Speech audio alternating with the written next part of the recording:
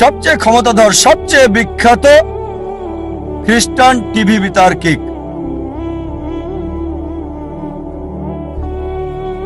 তার বিতর্কের কয়েক সপ্তাহ আগে শেখ দিদাতের এক ভক্ত বলল, শেখ আহমেদ দিদাত, আমি আপনার ভক্ত, আপনাকে একটা উপদেশ দিচ্ছি। এই জেমি সোয়াগাটকে আমি চিনি, তার সম্পর্কে আমি জানি, তার সাথে বিতর্ক করবেন না, আপনাকে হাসির পাত্র বানাবে আর ফু দিয়ে উড়িয়ে দেবে। চিন্তা করেন, একজন ভক্ত আহমেদ দিদাতকে উপদেশ দিচ্ছে জেমি সোয়াগাটের সাথে ডিবেট না করার জন্য। আমি তাকে চিনি, আপনাকে হাসির পাত্র বানাবে আর ফু দিয়ে উড়িয়ে দেবে। যে লোক সবচেয়ে বিখ্যাত টিভি ব্যক্তিত্ব, টেলিভিশনের মালিক, যার বাজেট ছিল দৈনিক $1 মিলিয়ন বেশি সুনাম অক্ষুণ্ণ রাখার জন্য, আমাদের শেখ আহমেদ দিদাত, মাশাআল্লাহ, তার সাথে আল্লাহ ছিলেন। তিনি ইউএসএ তে গেলেন, ওই খ্রিস্টান মিশনারির শহরে, সে যে দেশে খুবই বিখ্যাত, তিনি গেলেন, বিতর্ক করলেন, আর আলহামদুলিল্লাহ সুম্মা আলহামদুলিল্লাহ, আল্লাহর সাহায্যে তিনি টেবিলটাকে উল্টে দিলেন।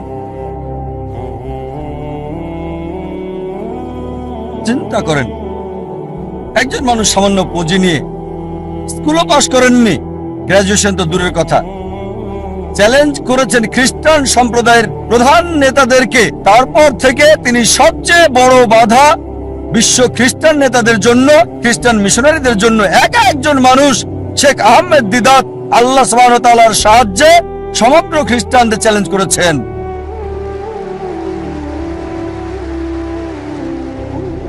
এবার তার লক্ষ্য নির্ধারণ দেখি। 1 নম্বর হচ্ছে ইসলামিক। প্রথমে এটা কি ইসলামিক ছিল? কোরআন এবং সহিহ হাদিস মোতাবেক এটা কি আল্লাহ এবং রাসূলের জন্য ছিল? স্বাভাবিকভাবে হ্যাঁ ছিল, এ কারণেই তিনি লক্ষ্য অর্জন করেছিলেন। দ্বিতীয় হচ্ছে, এটা কি নির্দিষ্ট ছিল? হ্যাঁ, তার লক্ষ্য নির্দিষ্ট ছিল, আমি ইসলামের বিরুদ্ধে অভিযোগের উত্তর দিতে চাই, এটা ছিল নির্দিষ্ট। যথাযথ জবাব দিতে চাই, অমুসলিমদের মন থেকে ইসলাম সম্পর্কে ভুল ধারণাটা সরাতে চাই আমি।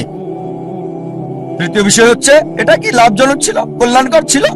তিনি আখিরাতের লাভ চেয়েছেন, আর ইনশাআল্লাহ ইনশাআল্লাহ আল্লাহ তাকে জান্নাত দেবেন ইনশাআল্লাহ। কিন্তু আখিরাতের কল্যাণের পাশাপাশি দুনিয়াতেও সম্মান পেয়েছেন। দেখেন, 6ষ্ঠ শ্রেণী পাস একজন মানুষ 1986 সালে মুসলিম বিশ্বের নোবেল পেলেন মানবতার সেবায়, বাদশাহ ফয়সাল পুরস্কার তাকে দেওয়া হয়েছিল।